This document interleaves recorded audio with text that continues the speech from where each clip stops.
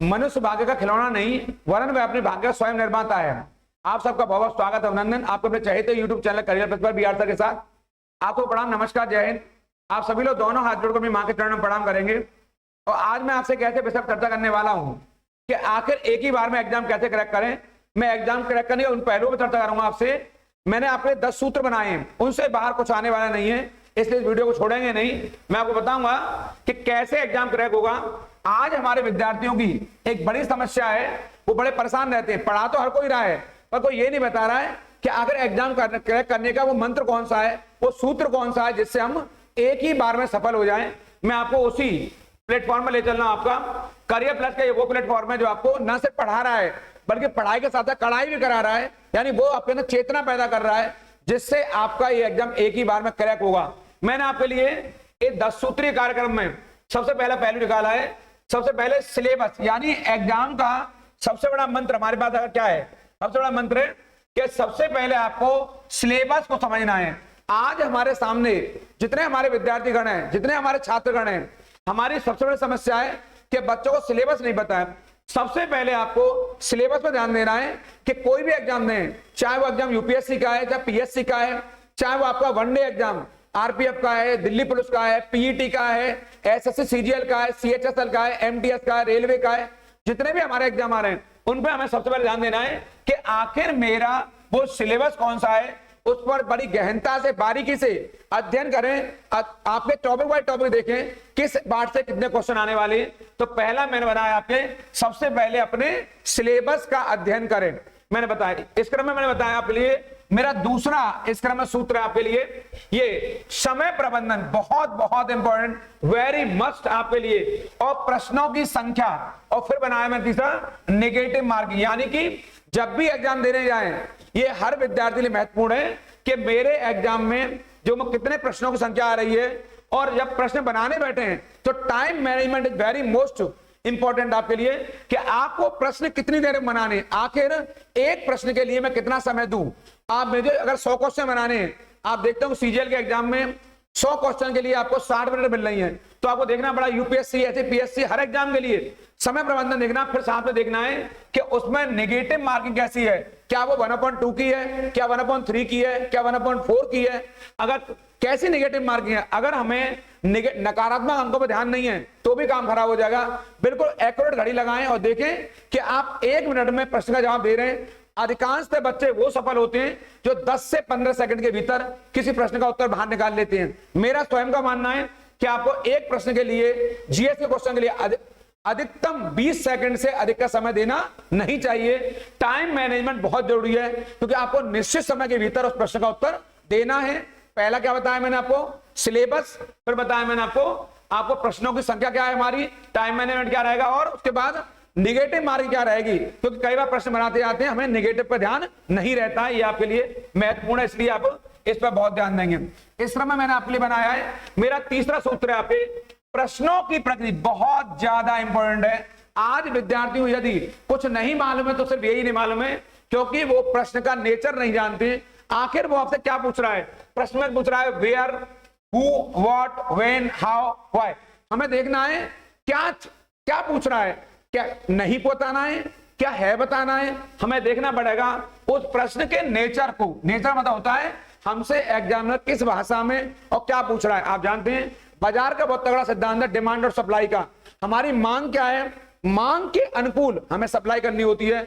अगर मांग के अनुकूल सप्लाई नहीं करेंगे, आपूर्ति नहीं करेंगे, तो हम सफल नहीं हो पाएंगे। इसलिए हमें प्रश्नों की प्रकृति को समझना पड़ेगा। आखिर एग्जामिनर हमसे किस अंदाज में पूछ रहा है, जिस अंदाज में पूछ रहा है आप उसी भाषा में उसको जवाब दीजिए, सफलता आपके कदम चूमेगी।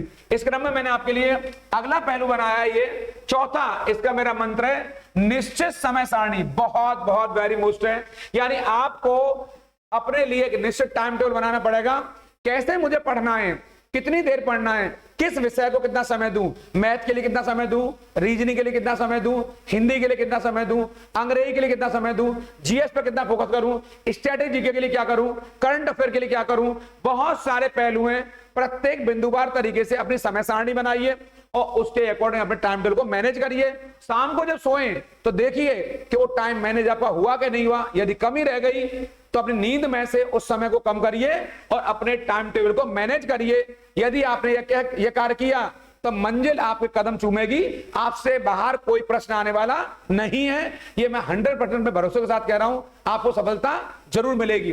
मैंने बताया आपको, ये समय सारणी बनाई है, इसको मैं इसलिए बनाया है ताकि मेरी बात ज्यादातर लोगों तक पहुंच सके। इसलिए मैं कह रहा हूं इस चैनल को लाइक और शेयर करना बिल्कुल नहीं भूलेंगे, क्योंकि ये बात वही है जो हर घर द्वार तक पहुंचना आवश्यक है। इस तरह मैं आपको बताऊंगा एक महत्वपूर्ण बात, जो 5वां सूत्र है, अच्छे कंटेंट का ही अध्ययन करें।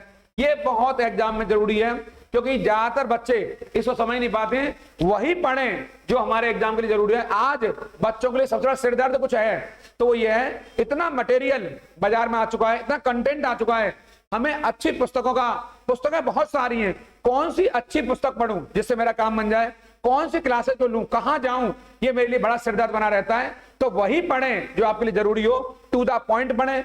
20 पुस्तक पढ़ने की जरूरत नहीं है, एक पुस्तक का 20 बार अध्ययन करें, सफलता आपको जरूर मिलेगी। ये मेरा 4था सूत्र है, ये 5वां सूत्र है जो मैंने आपके लिए बनाया। अच्छे कंटेंट का ही अध्ययन करें, खराब कंटेंट लेंगे तो सफलता आपसे दूर रहेगी, इसलिए अच्छे कंटेंट को लेकर चलें।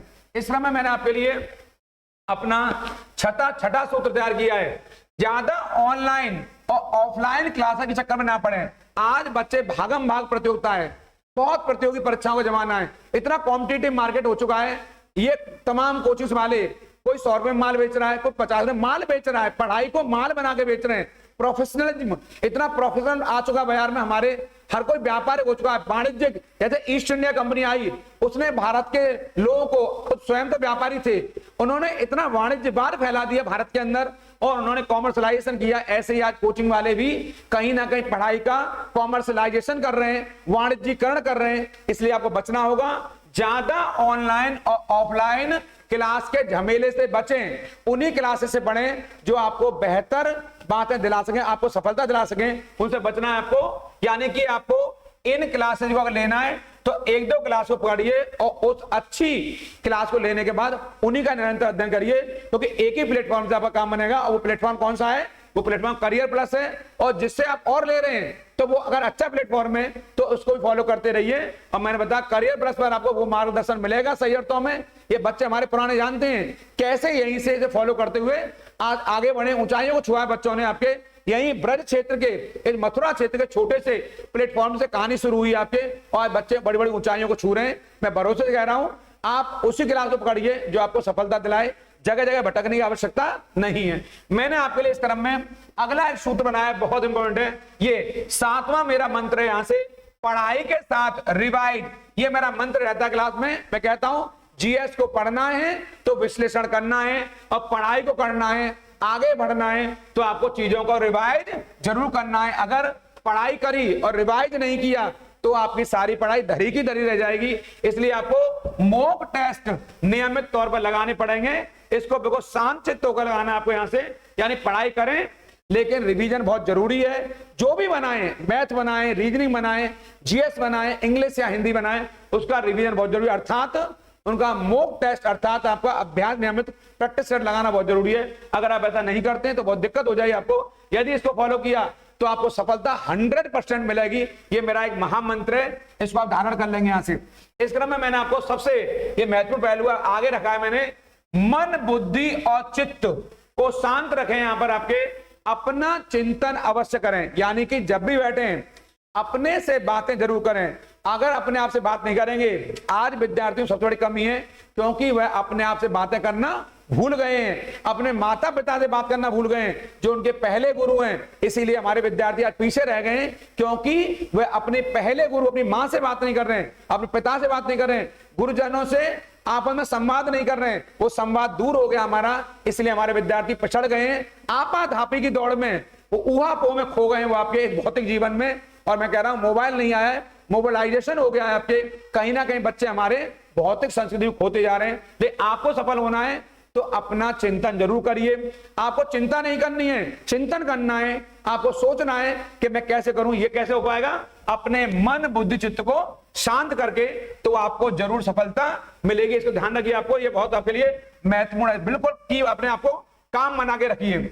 इस क्रम में मैंने आपके लिए ये 9वां मंत्र बनाया है जो आपको सफलता दिलाएगा। ये आत्मविश्वास को बनाए रखें, यानी कि आपका जो सेल्फ कॉन्फिडेंस है, आत्मविश्वास है, हर चीज का चढ़ने का बड़ा महामंत्र है आत्मविश्वास। मैंने अक्सर बताया आपको कि हमारा आत्मविश्वास, सेल्फ कॉन्फिडेंस ही है जो हमें आगे की ओर ले जाता है। इसीलिए अपने आत्मविश्वास कभी ना खोएं, क्योंकि सफलता का महामंत्र यदि कोई है तो आत्मविश्वास है। कोई कुछ भी कहता रहे आपसे कि आपसे नहीं हो पाएगा, आप नहीं कर पाओगे, आपको किसी के सर्टिफिकेट की आवश्यकता नहीं है, आपको किसी का प्रमाण पत्र नहीं चाहिए। आपको पता है कि आपके अंदर कितनी पावर है, कितनी कैपेसिटी है, कितनी एनर्जी है, कितने एनर्जेटिक हैं आप जानते हैं कि आपको सफलता कैसे लेनी है। आपको किसी के सर्टिफिकेट की आवश्यकता नहीं है, किसी आप गुलाम नहीं है। अपने विश्वास रखिए, भरोसा रखिए, कामयाबी आपको जरूर मिलेगी।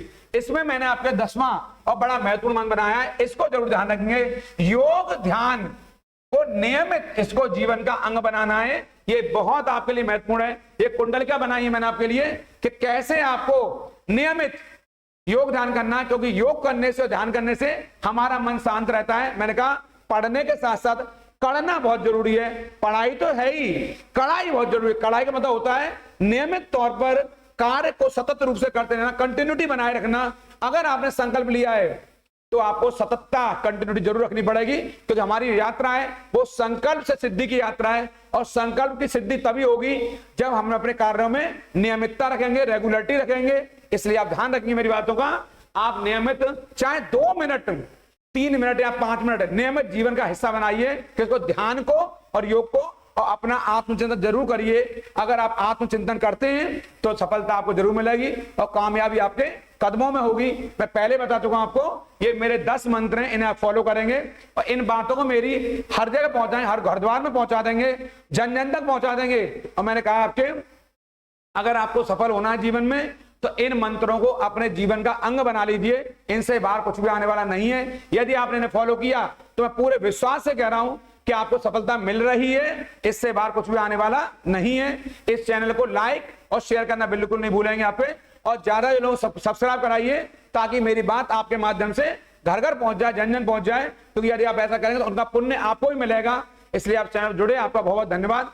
इस जो मैंने आपको बताया है पढ़ाई, इसमें आप जुड़े, आपको बहुत शुक्रिया, धन्यवाद। आप सब लोग उन लोगों का जरूर ख्याल रखिए जो आपका ख्याल रखते हैं। आप सबको प्रणाम, नमस्कार।